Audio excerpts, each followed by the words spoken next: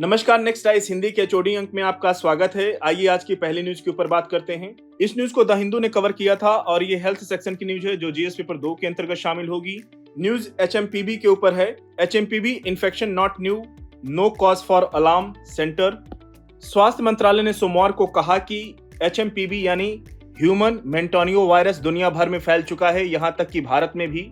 साथ ही मंत्रालय ने कहा कि भारत में संक्रमित लोगों में से किसी का भी कोई ट्रैवल हिस्ट्री नहीं है। ऑल आर रिकवरिंग वेल, यानी सभी ठीक हो रहे हैं। भारत में वायरस का आना कोई नई बात नहीं है। इसकी पहली बार पहचान वर्ष 2001 में हुई थी और यह पूरी दुनिया में फैल रहा है। एचएमपीवी एक रेस्पिरेटरी वायरस यानी श्वसन वायरस है जो कॉमन कोल्ड यानी सर्दी जुकाम जैसे हल्के संक्रमण के कारण बनता है। इसमें बच्चे, बुजुर्ग और कमजोर इम्यून सिस्टम वाले लोग इससे संक्रमित हो रहे हैं। अगली न्यूज की ओर बढ़ेंगे। इस न्यूज को द हिंदू ने कवर किया था अपने पेज नंबर 8 पर और ये गवर्नेंस सेक्शन की न्यूज है जो जीएस पेपर 2 के अंतर्गत शामिल होगी।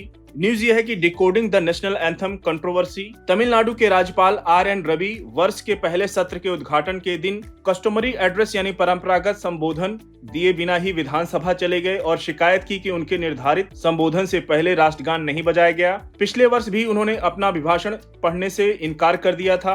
प्रत्येक सदन अपनी अपनी परंपरा का पालन करता है। उदाहरण के लिए नागालैंड में कई दशकों तक राष्ट्रगान नहीं बजाया गया। तमिलनाडु में परंपरा के अनुसार राज्यपाल के अभिभाषण की शुरुआत में स्टेट एंथम यानी राज्यगान तमिल थाई वजथू बजाया जाता है। ध्यान रखिएगा, यूपीएससी क्वेश्चन पूछ सकता है, चर्चा में है कि तमिलनाडु का स्टेट एंथम क्या है, तो इस नाम को याद रखिएगा। अभिभाषण के अंत में राष्ट्रगान बजाया जाता है। भारतीय संविधान का आर्टिकल 51A जो कि पहली ड्यूटी है, ये आर्टिकल कहता है कि भारत के प्रत्येक नागरिक का यह कर्तव्य होगा कि वह संविधान का पालन करे और उसके आदर्शों एवं संस्थाओं, राष्ट्रीय ध्वज, राष्ट्रीय गान का सम्मान करे। आपने देखा होगा यूपीएससी के पीवाईक्यू को, तो फंडामेंटल ड्यूटी यानी मौलिक कर्तव्यों से यूपीएससी क्वेश्चन लगातार पूछता रहा है।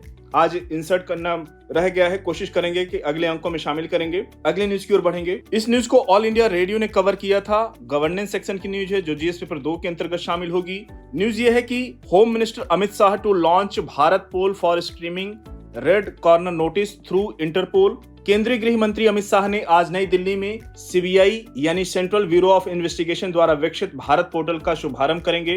भारत पोर्टल इंटरपोल के माध्यम से अंतर्राष्ट्रीय सहायता के लिए सभी अनुरोधों के प्रसंस्करण को सुव्यवस्थित करेगा, जिसमें रेड नोटिस और अन्य कलर कोडित इंटरपोल नोटिस जारी करना शामिल है। यह भारतीय जांच एजेंसियों को उनकी वैश्विक पहुंच यानी ग्लोबल एक्सेस बढ़ाकर एक नई धार देगा ताकि सभी के लिए एक सुरक्षित भारत बनाने के मोदी सरकार के सपने को पूरा किया जा सके। इंपॉर्टेंट न्यूज है। अगली न्यूज की ओर बढ़ेंगे। इस न्यूज को इंडियन एक्सप्रेस ने कवर किया था अपने पेज नंबर 11 पर और ये ज्योग्राफी सेक्शन की न्यूज है जो जीएस पेपर 1 के अंतर्गत शामिल होगी। न्यूज आर्टिशियन वेल के ऊपर है।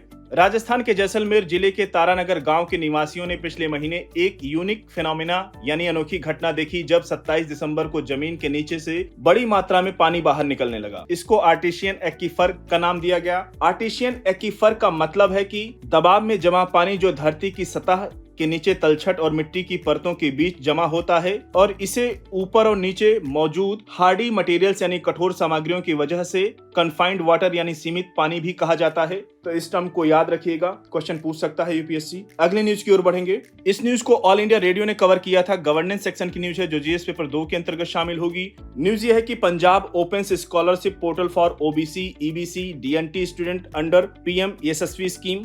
प्रधानमंत्री यशस्वी अन्य पिछड़ा वर्ग, ईबीसी यानी इकोनॉमिक बैकवर्ड क्लास यानी आर्थिक रूप से पिछड़ा वर्ग और डीएनटी यानी डीनोटिफाइड नोमैडिक ट्राइब्स यानी विमुक्त खानाबदोश जनजातियों के स्टूडेंट के लिए एक स्कॉलरशिप स्कीम यानी छात्रवृत्ति योजना है।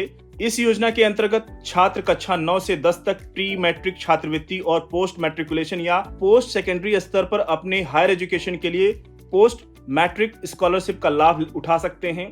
अपनी पढ़ाई में एक्सीलेंस परफॉर्मेंस करने वाले छात्रों को यानी उत्कृष्ट प्रदर्शन करने वाले स्टूडेंट को टॉप क्लास एजुकेशन और टॉप क्लास कॉलेज एजुकेशन योजना के अंतर्गत टॉप क्लास स्कूल और टॉप क्लास कॉलेज में पढ़ने के लिए ये स्कॉलरशिप का अवसर मिलता है। याद रखिएगा, टॉप क्लास स्कूल और कॉलेज दोनों इसमें शामिल हैं। तो हो सकता है यूपीएससी स्टेटमेंट फॉर्म में क्वेश्चन पूछ ले, तो कंफ्यूज मत होइएगा, दोनों के लिए मिलेगा ये। ओबीसी छात्रों के, ओबीसी लड़कों एवं लड़कियों के लिए छात्रावास निर्माण योजना, के अंतर्गत हॉस्टल फैसिलिटी यानी छात्रावास की सुविधा भी प्रदान की जाती है। एक स्टेटमेंट ये भी हो सकता है कि क्या इस योजना के अंतर्गत हॉस्टल फैसिलिटी मिलती है या नहीं। बिल्कुल मिलती है, याद रखिएगा। साथियों, आज के HOD अंकों को यहीं पर समाप्त करते हैं। मिलते हैं नेक्स्ट अंक में कुछ और इंपॉर्टेंट न्यूज के साथ। तब तक जुड़े रहिए नेक्स्ट आइस हिंदी के साथ। धन्यवाद।